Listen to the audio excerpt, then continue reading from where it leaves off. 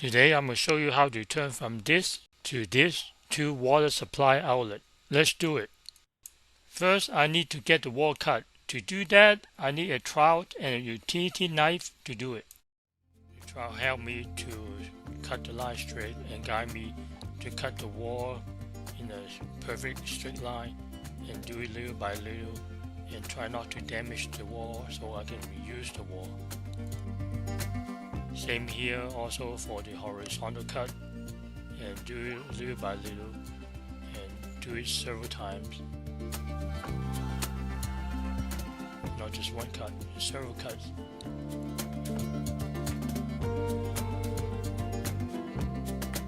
Now I'm cutting the straight line on the right and use the trowel to guide me. Here I'm cutting the middle of the wall, divide the wall into two pieces.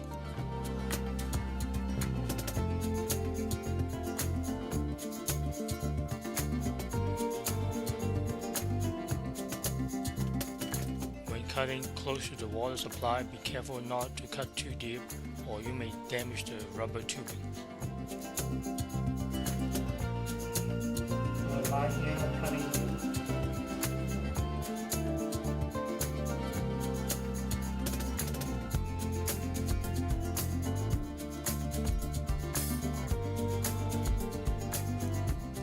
So finally, the last piece to cut, the bottom part.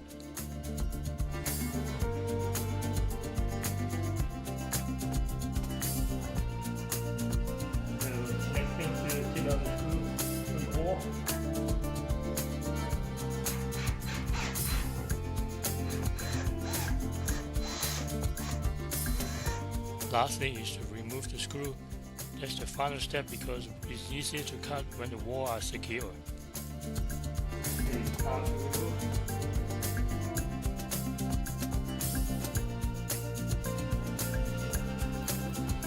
So when pulling out the wall, this is sheetrock, so easy to break. If I plan to use it, need to be very careful and not to break it and do it little by little.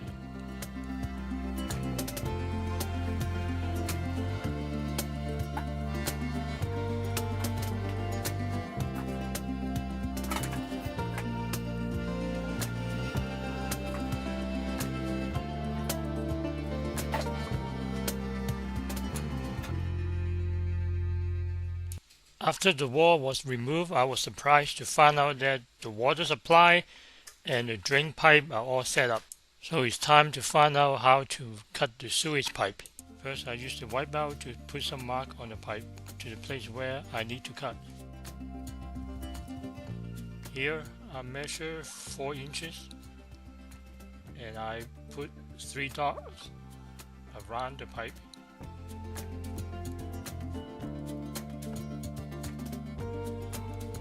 Then I get a hose clamp and put it on the pipe and make sure that you get the right size. For my applications, I got the one for 1.5 inches. So there are different size of pipe and different size of hose clamp. So make sure the one that is right for your application. Then I move the clamp next to the 3 dots I put on the pipe. And then I secure it and make sure you check that it aligns on the 3 dots. Yeah, I move the adjustable part all the way to the bottom so when I cut it from the top, it won't get into the way. Everything is fine. Now I'm tighten the clamp so it will be very tight and won't move. I'm double checking to make sure that the measures are correct across the pipe.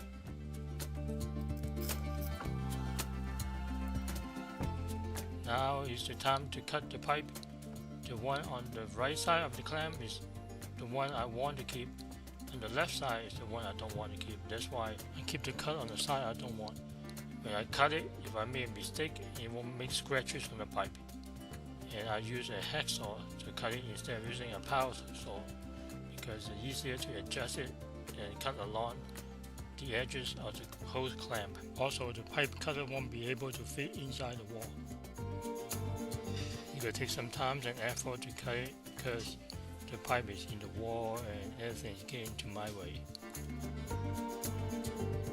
Here I changed to a coping saw because it's smaller and easier to cut when it's closer to the bottom where the adjustable area is.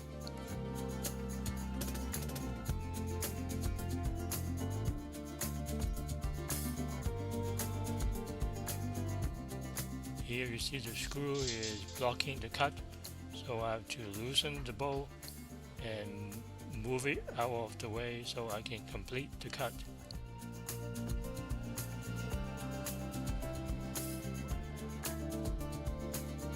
So when I move the hose clamp, I make sure that the edges align with the cut.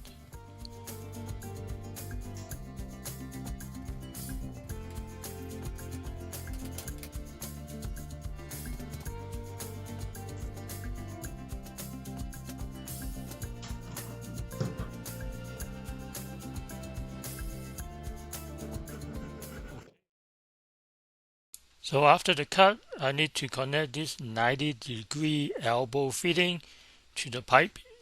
So to do that, I bought one of the ABS cement from Amazon or Home Depot to glue it to the pipe. This another pipe I cut that will connect to the other end of the 90-degree fitting. Make sure that you use the correct type of glue. I'm using the ABS glue for the ABS pipe and put some on the outside and some in the inside of the pipe. Not too much, not too little, enough to cover the area. And then put them together and twist it a little bit and push in and hold it for at least 30 seconds. Now I can release it and it's all tightly glued together in one piece. The next step is I need to figure out how to make this slope downward when it's attached to the main pipe. So what I did is I get a leveler and 2 rubber bands and attach the leveler on top of the pipe. So I make sure that the leveler is straight to the pipe and sit right on top evenly parallel to the pipe.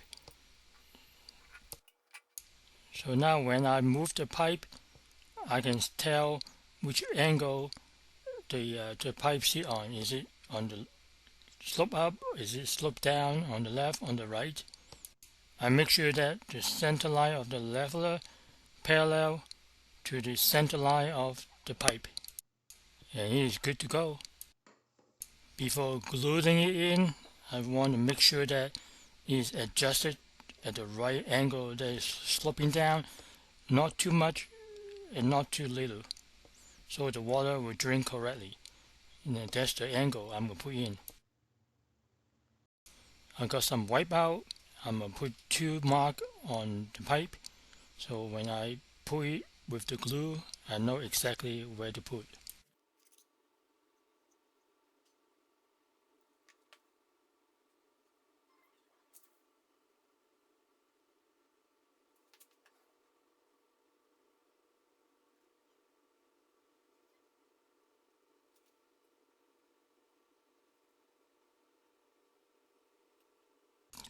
Putting some glue inside the pipe. Get ready to glue them together. I'm going to match the 2 dots on the pipe. I'm twisting it a little bit and push them together with both hands and make sure that the lever, the angle is correct. They're sloping down a little bit, not too much, not too little, and push them together. Hold it for at least 30 seconds.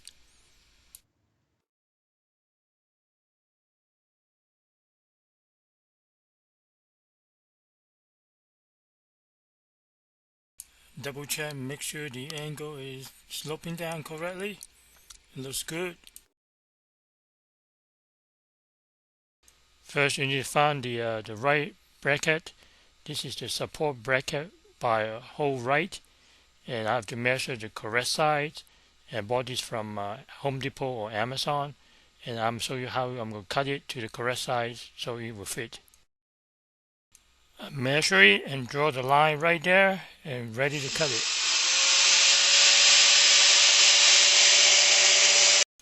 The metal of this support bracket is pretty strong, and I use an angle grinder and try to cut it through it, and it took me a while to cut through those metals.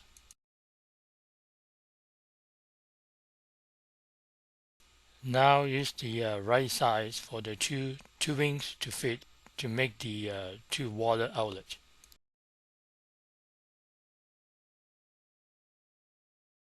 These are the 4 items I bought to make the water supply outlet.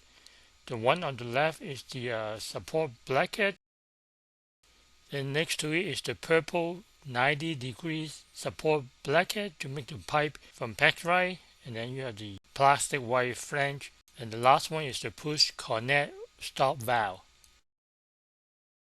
Before starting anything, make sure the water is turned off. To make sure the pipe cuts straight, I use an angle square ruler to draw the line 90 degrees parallel to the tube. Now it's time to cut the pipe.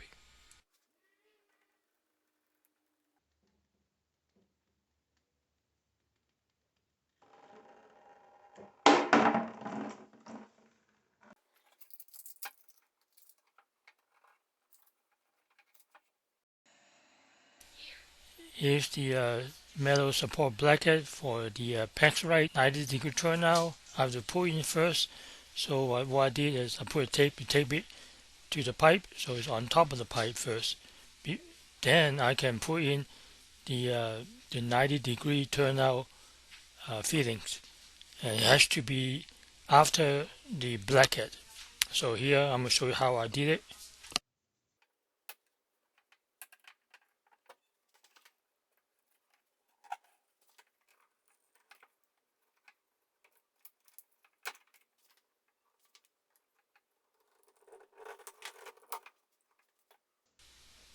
Now I can move the metal bracket down and go through that fitting and put into the right positions.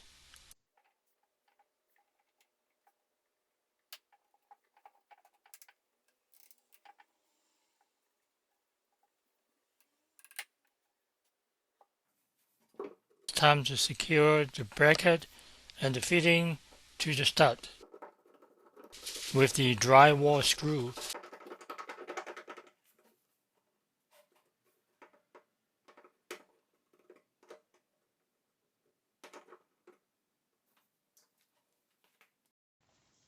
And don't forget to put in the plastic flange first before you put in the push-in stop valve.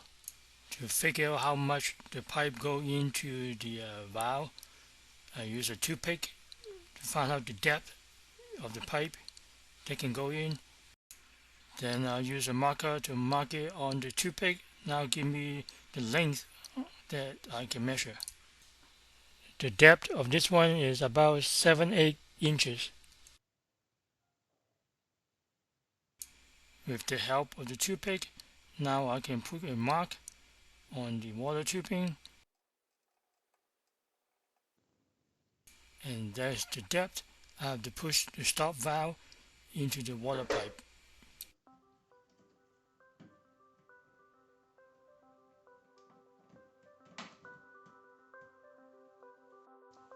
A moment of truth.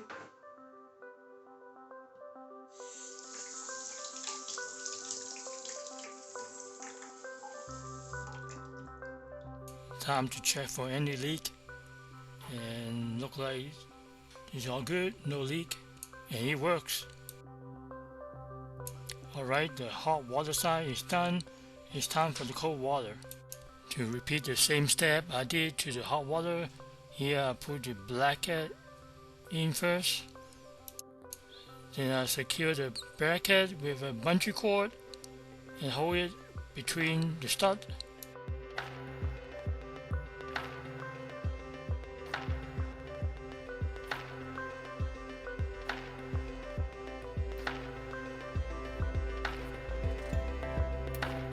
It's time to cut the hose. See, I draw the line here. And make sure you cut along the line.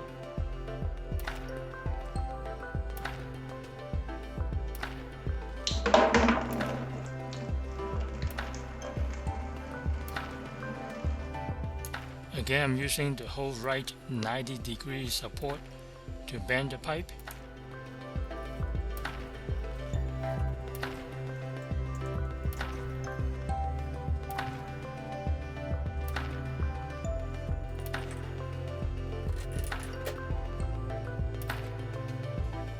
After that, move the bracket down like before, adjust it to the right position and secure it on the stud.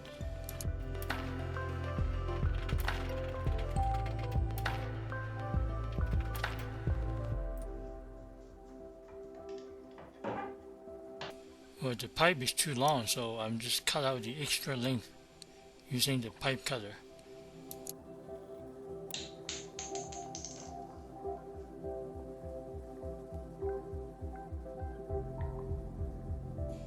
Again, measure with a toothpick, mark it on the toothpick.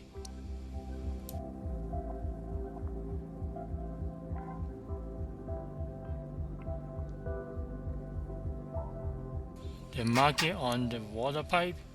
Show me the depth I have to push the valve in.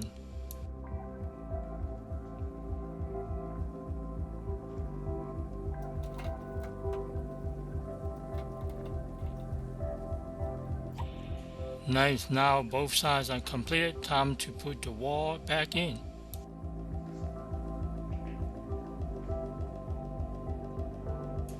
I'm putting some silicone glue on the edge of the drywall all the way along, so easier when I push the wall back in, it will glue together.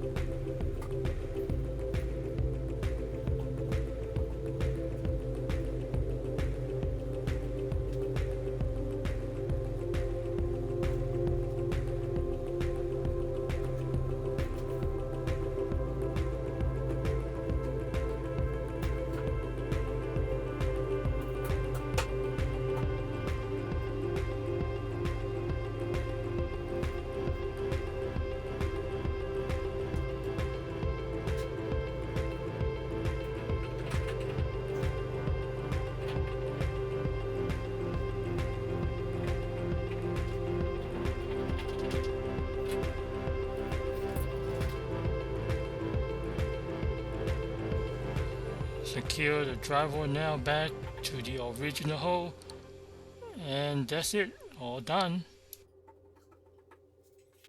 This is how I add an extra drain pipe and water supply line to this bathroom. Thanks for watching. See you later.